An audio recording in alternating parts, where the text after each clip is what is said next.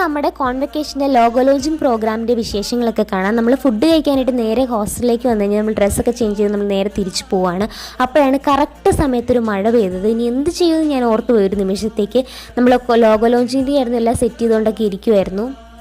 Flash mob നമ്മളെ ഏൽപ്പിച്ചേക്കുന്നതുകൊണ്ട് തന്നെ എനിക്ക് നല്ല രീതിയിൽ ടെൻഷൻ ഉണ്ടായിരുന്നു. കാരണം മഴയാണ്, ഇത് എങ്ങനെയാവും എന്ന് ഓർത്തിട്ട്.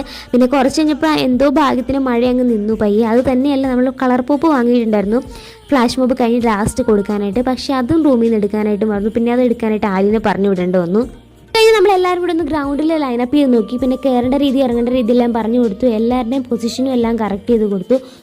നമ്മുടെ ഗ്രൗണ്ട് അത്യാവശ്യം വലിയ ഗ്രൗണ്ടാണ്. കാരണം എല്ലാവരോടും ഒന്നിച്ച് കളിക്കാൻ നിന്ന് കഴിയുമ്പോൾ കറക്റ്റ് ലൈനിൽ അല്ലെങ്കിൽ അത് നല്ല ബോറാകും. അതുകൊണ്ട് എല്ലാവരും നല്ല രീതിക്ക് നിർത്തിയൊക്കെ നോക്കി. അതിൻ്റെ ഇടയ്ക്ക് ഫ്ലാഷ് മോബും കാര്യങ്ങളൊക്കെ നടന്നു. നമ്മൾ വേറെ വീഡിയോയിലിടാം. ഞങ്ങളുടെ ഫാർമസി കോളേജിൻ്റെ മാനേജിംഗ് ഡയറക്ടർ ജാസ് സാറായിരുന്നു ഇത്തവണ നമ്മുടെ ലോഗോ ലോഞ്ചൊക്കെ ഇനാഗ്രേറ്റ് ചെയ്തത്. സാർ വളരെ ഹാപ്പി ആയിട്ട് നമ്മുടെ പ്രോഗ്രാമൊക്കെ ചെയ്തു. ഹസിയ എന്നാണ് ഇത്തവണ നമ്മുടെ കോൺവെക്കേഷൻ്റെ പേര്. ഈ വർഷങ്ങളിൽ നിന്നൊക്കെ വളരെ ഡിഫറെൻ്റ് ആയിട്ടായിരുന്നു ഇത്തവണ നമ്മുടെ ലോഗോ ലോഞ്ചും പരിപാടികളും ഒക്കെ നടന്നത്. കാരണം നല്ല രീതിയിൽ അതിൻ്റെ ഹാർഡ് വർക്ക് ഉണ്ടായിരുന്നു. ഈ നിൽക്കുന്നതാണ് നമ്മുടെ കോളേജിൻ്റെ ചെയർപേഴ്സൺ. പിന്നെ നമ്മുടെ ഷാംസാറും ഷരീമുസും ഒക്കെ നമ്മളോട് സംസാരിച്ചു. അത് കഴിഞ്ഞിട്ട് നമ്മുടെ സ്ഥിരം പരിപാടിയിൽ നമ്മൾ തുള്ളലിലേക്ക് കടന്നു.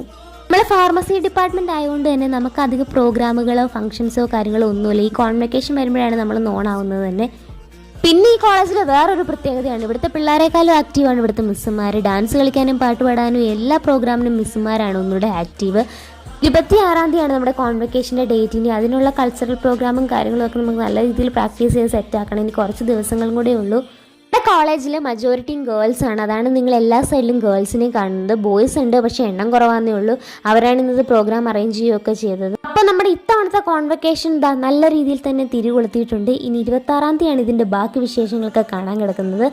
അപ്പോൾ അതൊക്കെ കഴിഞ്ഞ് നമ്മൾ നേരെ ക്ലാസ്സിലേക്ക് കയറി പോവുകയാണ്. അത് കഴിഞ്ഞ് നാഷണൽ ആന്തം ഒക്കെ കഴിഞ്ഞ് നമ്മൾ നേരെ റൂമിലേക്ക് പോകണം. അപ്പോൾ അത്രയുള്ളൂ ഗൈസ്.